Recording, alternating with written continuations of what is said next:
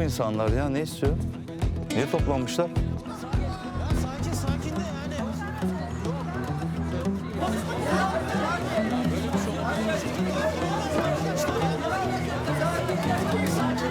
Bu ne ya böyle?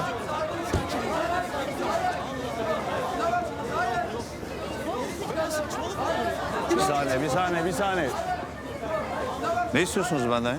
Mağduruz biz mağduruz. Hakkımızı istiyoruz Hulusi Bey. Hulusi Bey, biz Seryus şirketi emekçileriyiz ve mağdur edildik.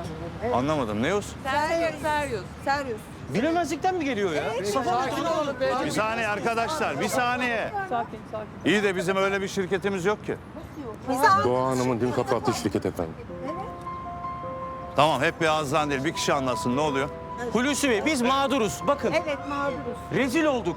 Ben 20 yıllık şirketimi bırakıp geldim. 20 yılımı yaktım. Ne umutlarla çağırdınız bizi buraya, şu halimize bakın. Sen bir sakin ol, tamam. Tamam arkadaşım, bir sakin ol. Tamam, kimse mağdur edilmeyecek. Ben şimdi insan kaynaklarına talimat vereceğim. İşsiz kalan arkadaşlar değerlendirilecek. Doğa en kısa sürede benim odamda olsun. Tatilden dönünce değil mi efendim?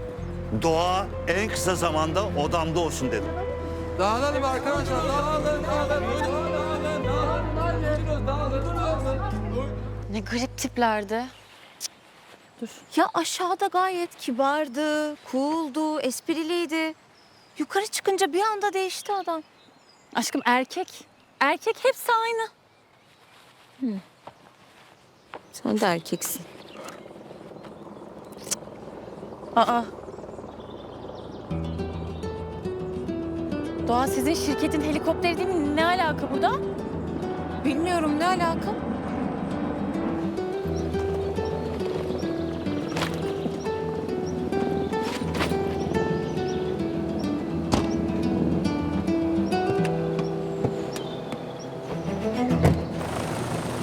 Kazım abi.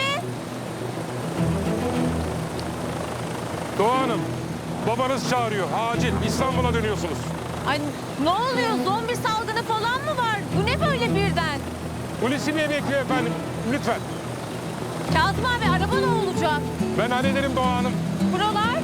Onları da ben hallederim. Lütfen buyurun. Çantaları alalım. Gel anneciğim dur. Ay kart. Dur. Kart ne oluyor ya?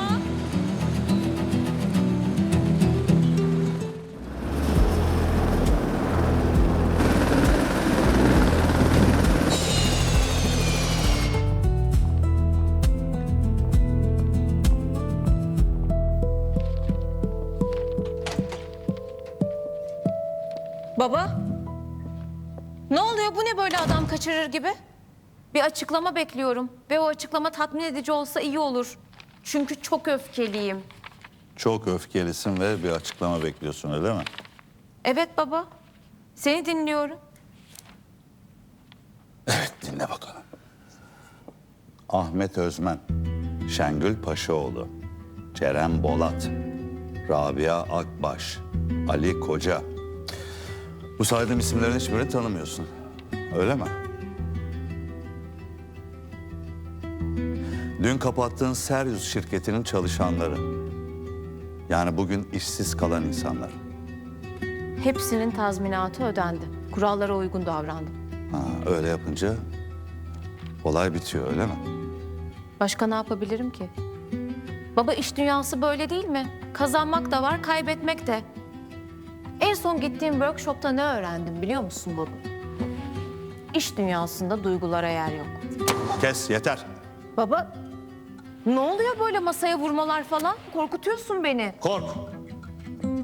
Korkmak iyidir. Büyük hayallerin peşinde insanları sürüklüyorsun. İş zora gelince de çekip gidiyorsun. Tazminatını verince oluyor, öyle mi?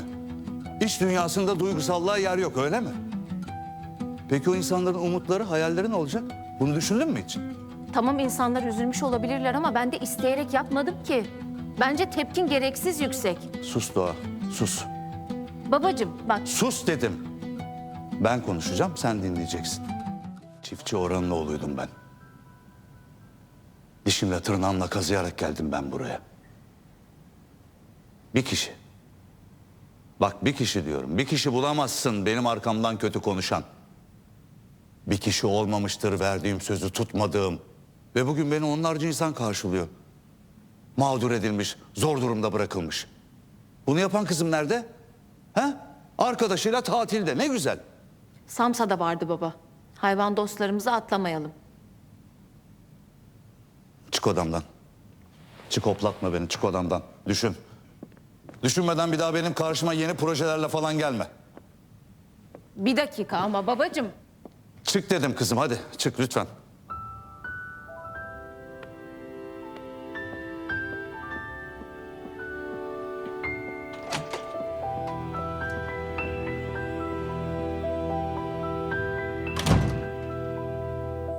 Paris işi ne olacak? Ben kaç gündür bu hayalle yaşıyorum. Kuşum, sen niye babanı bilmiyormuş gibi konuşuyorsun? Bir anlık sinirle işte, yoksa senin bir dediğin iki ettiği nerede görülmüş? Ben babamı daha önce hiç böyle görmedim. Korktum biliyor musun? Ay abart, korktum. Kızım, Hulusi amca kız babalarının imparatorudur, doğruya doğru. Bak ben bu hayatta senin bir tek neyini kıskanırım biliyor musun? Babanla olan ilişkini. Benim bu sabahı unutmam lazım. Ne yapacağız? Ne yapacağız? Ben böyle düzelemeyeceğim. O kadar diyorsun. O zaman yapacak belli Doğacığım. Kalk. Kalk terapiye gidiyoruz hadi. Ben kafamı topladım. Gayet iyiyim. Ne olacak biliyor musun? O Paris işi bu akşam çözülecek. Ben Adiloş'umu alırım. Babama karşı onu güzelce kurarım. Biricik kızıyım ya ben onun. Kendimize gelelim. Evet işte bu tamam. Hatta şöyle yapalım. Eğer istiyorsan ben de seninle geleyim. Ay yok dur onu da düşündüm. Sen başka bir şey yapacaksın. Ne yapacaksın biliyor musun? Oturacaksın yapay zekanın başına. Projemizi böyle ışıl ışıl, cıvıl cıvıl böyle saçların kadar renkli bir hale getireceksin. Tamam. Sonra sabah sunumumuzu yapacağız ve Paris'e uçacağız. Bon voyage. Anlaştık güzel. Anlaştık. Şimdi kendime geliyorum yavaş yavaş. Geliyorum.